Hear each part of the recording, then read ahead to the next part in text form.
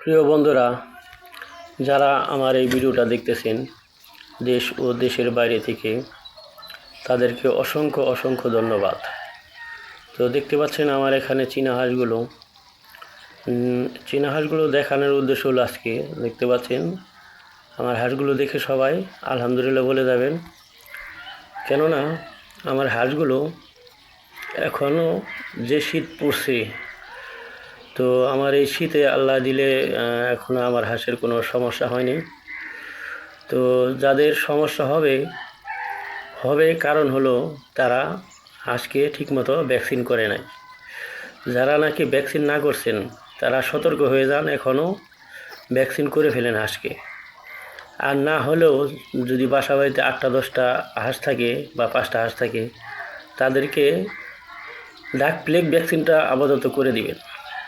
তো ভালো থাকবেন সবাই, আমার এই চ্যানেলটার সাথে থাকবেন। ধন্যবাদ।